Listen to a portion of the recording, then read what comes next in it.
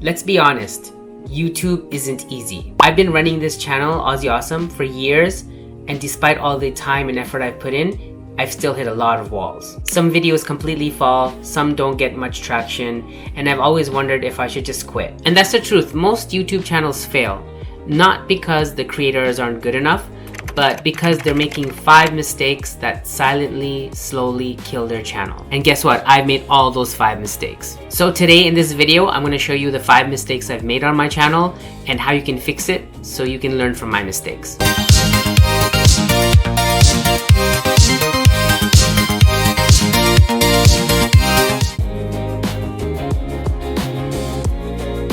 Now YouTube loves consistency, but I wasn't consistent on OzzyAwesome. I mean, I have been making videos non-stop for the last 16 years, so I guess you can say I am pretty consistent. But I'm talking about a different kind of consistency. Sometimes I'd upload a bunch of videos and then I disappear for weeks. An example of this is every December when I would make 25 videos in a row for my Advent Christmas videos. Then I would disappear for a while because I'd be so burnt out. Or I would make one video, skip a month, make another video, skip another month, and sometimes I'd upload 3 videos in a week. It was just random and there was no real consistency. So some people will tell you have to upload every week at the same day at the same time, but I think that's a little bit too extreme. Skipping a week here and there is not going to be a big deal, especially if you have other stuff going on, but you want to try to stay consistent. The problem is sometimes skipping a week or 2 sometimes turns into 5 or 6, sometimes it turns into months. So when that happened to me, my momentum died, the algorithm stopped recommending my videos, and even my loyal viewers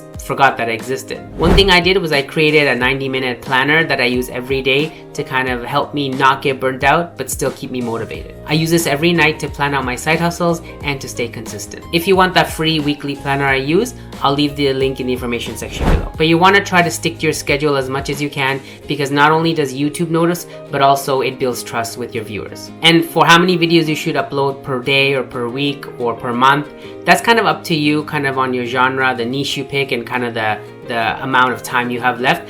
For me, I would say at least once a week if you can. So this channel has been a mix of everything. Vlogs, tutorials, travel, side hustle advice, stories about my family, my dog, Japan tourism, Canada tourism, and so on and so on. And while that's fun for me, that definitely confused my audience. People come to watch one thing and then the next thing I post is completely different, so then they leave. So here's the fix for this. You need to narrow down your content. What that means is you don't have to only talk about one thing, but you have to kind of focus on a specific target audience and then try to make videos that they would like. So for me, my target audience is people who want to kind of learn to make income online, kind of up their skills, their technical skills, specifically with like AI and software and that type of stuff, and also kind of improve their digital lives. I'm making videos now, so not only the algorithm, but the people watching my videos will know what kind of content they should be expecting. I've talked about this in one of my other videos I made recently, so if you want to check that out, it gives you more advice on how to fix these 3 problems that a lot of YouTube channels have. And trust me, I speak from experience, because if you check out some of these older thumbnails I have, you can see they were pretty bad. Yikes. I mean, Kamogawa SeaWorld or I'm leaving on a jet plane, would you click on those? Neither would I. They were just too random or generic to get any clicks. So here's what I did to fix that. I started studying thumbnails from people that actually watch videos of. I kind of look at all the different kinds of genres and I see which videos do well and I kind of see why they did well based on their thumbnail and their title. And I tweak it and I try to apply it to the video I'm making. And if you take a look at my newer thumbnails, you can kind of see the difference. And I know it's going to be slow, but I'm hoping these changes will kind of spark the increase of the click-through rate and for more viewers, newer viewers to come and kind of discover my channel. I never used to take a look at my analytics, but now that I look back at them, I can see that a lot of my videos drop within the first 20 seconds in retention. And why? Well, here's an example of a video I used to make. Hi, this is Oz. This video is in response to Ciela, your video about how to get a Japanese boyfriend. As you can see, I'm not an expert on that since I'm not Japanese, nor do I have a Japanese boyfriend. But I did live there for a while. As you can see, I'm rambling on, I'm not really making sense. The editing is poor and I just cut myself off mid-sentence.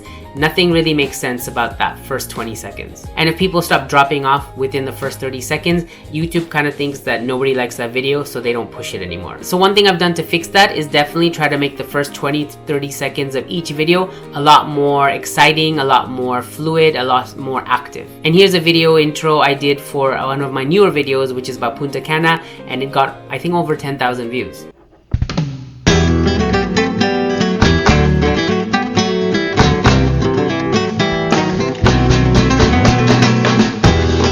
Welcome to majestic elegance Punta Cana, where luxury meets paradise. To me, this second introduction looks a lot more interesting and engaging. So the key to keeping retention high is to keep the introduction exciting and engaging and short. I cut the fluff, I cut the ums and ahs, I edit faster, I add a little bit more visuals and text. I tend to ramble a lot, so it's still a work in progress, but I've noticed that my retention is getting a little bit higher.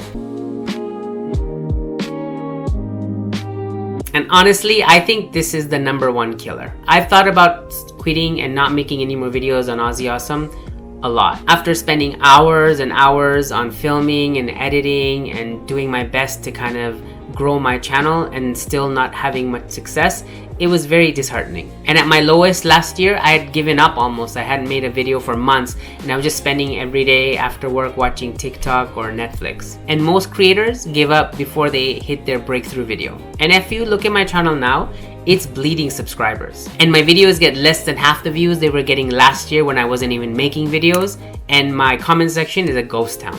And this could be really heartbreaking to someone who has spent 1/3 of their life making YouTube videos. But truthfully, I think this is the calm before the storm. Right now, people who are watching me are either not interested in the new videos I'm making because it's not about Japan, or they're confused because they don't know where I'm going. So they're kind of unsure if they're gonna follow me or not. And the algorithm was so used to pushing my videos to people who are either interested in Japan or Asia or traveling, but now that I'm not making videos about those things, it doesn't know who to show my videos to. But I honestly believe as long as I don't give up, things will fix themselves. And the way I've been trying to fix this issue is I've tried to stop obsessing over views and follows. I'm not looking at the immediate numbers of how many subscribers I got today, or how many I lost today, or how many views my latest video got. Now I'm treating all my videos like a step, like to make a staircase where I can climb to success. Each video is a step forward. And I think that's how you win long term. So if you're struggling with your own channel, trust me, I've been there. So my final message to you is, despite having these 5 things that were making my channel fail,